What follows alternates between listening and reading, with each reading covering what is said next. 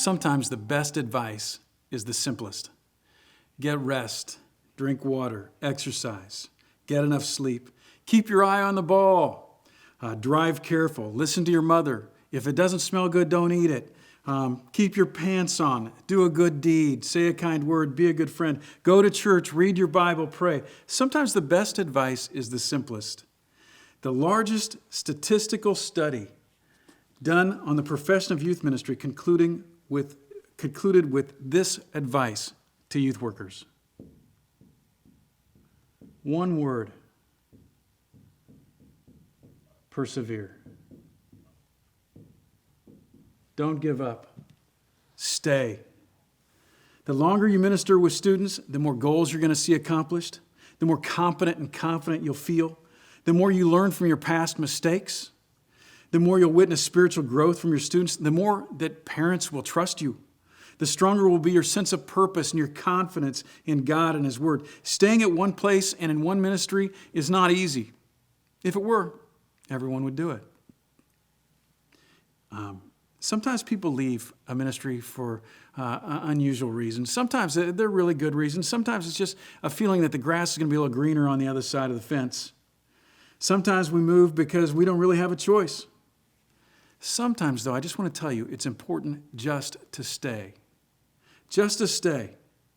It's not for the strokes. It's not for the love. It's not for the money. It's not for the prestige. You stay because it's the right thing to do.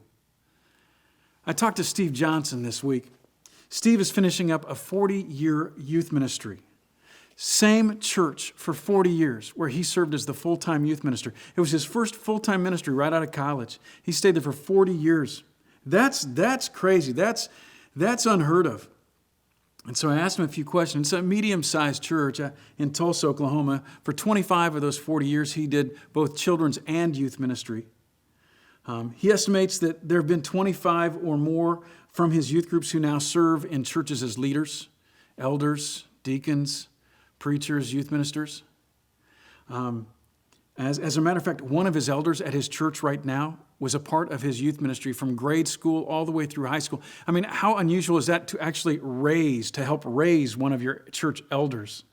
Pretty amazing. He said there were two key relationships that were just really, really important to his longevity. The first was his spouse. His wife, Kathy, was very supportive during all of his years as a youth pastor and is now very involved in the children's ministry. He also mentioned the relationship that he had with his boss, the senior pastor at his church. He said, I had to purposefully maintain that relationship, supporting him, working with him, and making that happen. And finally, he said, it was always a ministry. It was never just a job. He cared deeply for the kids and the families, and he just never felt that he was called to leave. He just felt that he should stay. I tell my students in my classes that ministry begins at around 5 years. That's where longevity in ministry begins, Every ministry you go to, you ought to begin with a 5-year commitment. It may take a year or so just to learn everybody's names and to match students to their parents. It may take a year or two just to learn your way around town and how to get to everyone's houses and homes and schools. It may take a couple of years to where you're actually trusted by the leadership or you're trusted by the community. Maybe take a couple of years before you can really get involved in the school district and be a part of that community. Also, with 5 years, you've been able to work through 2 cycles of students in your ministry, seeing them come in and then graduate, and another group starting up. I will tell you that honestly, some of your best years in youth ministry come after you've been doing it for 8 to 10 years. You've learned a lot. If you've been in youth ministry for any time at all, you've probably questioned, is this worth it? Is what I'm investing in this really worth it? According to Ronald Martinson, youth ministry is one of the most demanding ministries, so demanding, so frustrating, in fact, that many pastors and congregational leaders don't know what to do. So they hire you to take care of it for them. Youth ministry may be one of the only professions that has settled into the pattern of handing their total responsibility of running an organization over to young people right out of college. DeVries talks about a lot of this in his book, Sustainable Youth Ministry. Think about this idea. Taking 1/4 of your company and entrusting it to someone who's right out of school Now, there's not a whole lot of companies that are willing to do that, but it's very, very common in the church. Youth ministers have a huge responsibility, and yet most youth ministry job descriptions suffer from vagueness on one hand to wildly unrealistic expectations on the other. You'll have expectations from students, from parents, from the pastors, from the staff, from elders, from volunteers. Good grief, I haven't even mentioned from the custodian. There's so many people who have expectations of your job. In a study of 185 youth ministers who lost their jobs, who were fired from their jobs, out of 185, 42% of them, 42% had actually grown their youth ministry in the past year.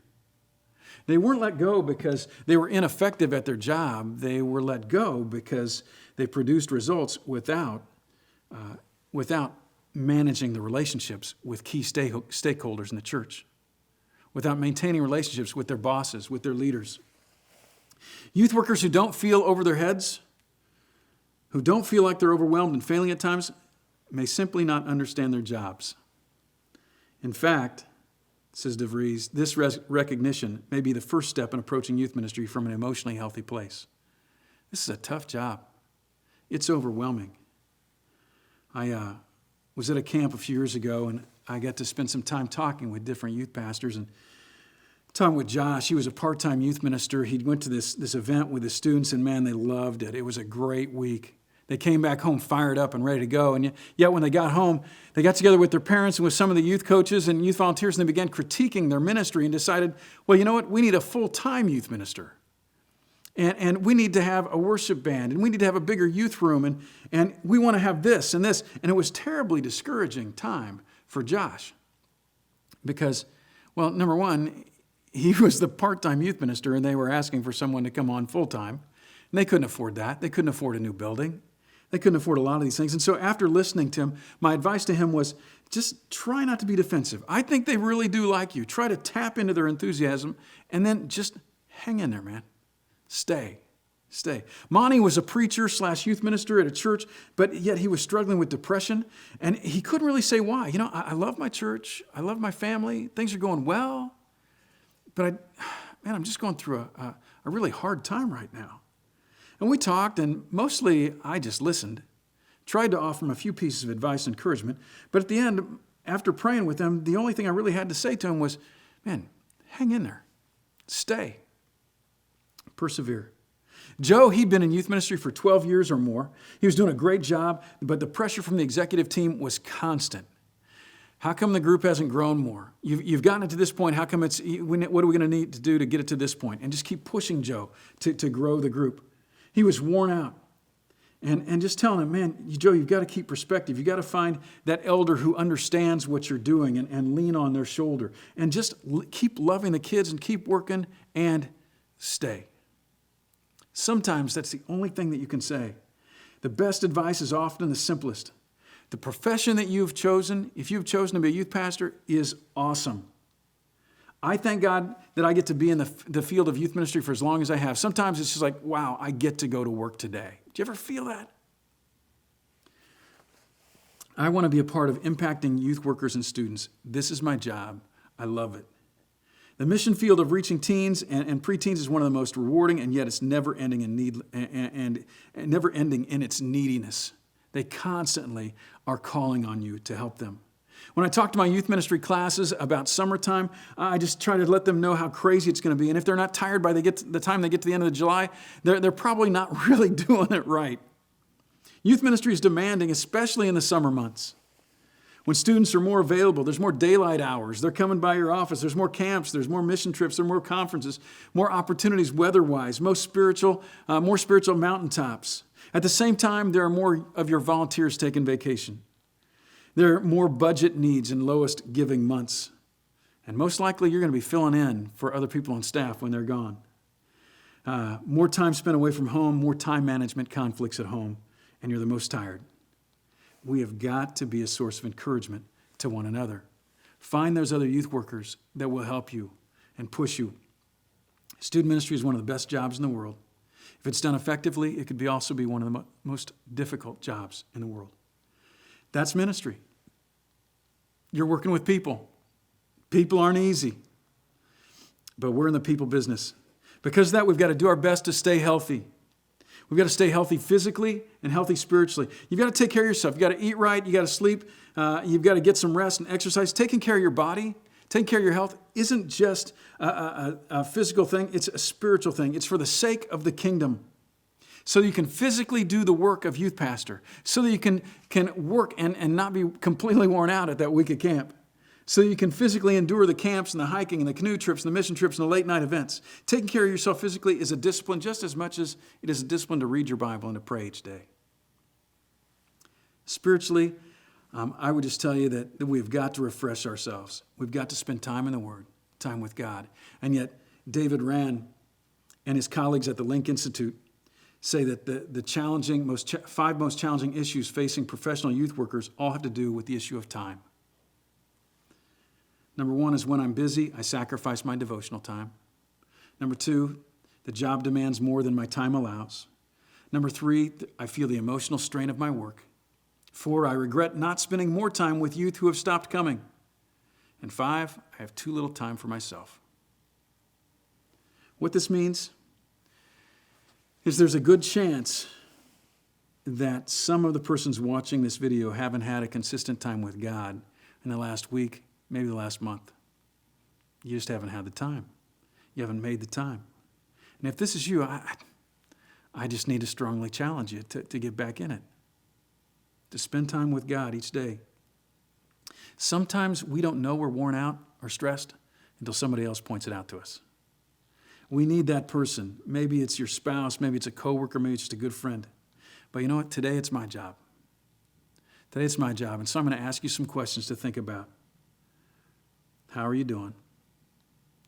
Are you spending time each day with God and in His Word? Are you praying every day? Are you loving your family with your time and with your energy? Or are you just giving them the leftovers? Are you loving and honoring your spouse? Are you honoring the ministry you're involved in? Are you good stewardship of the monies people are giving to pay your salary?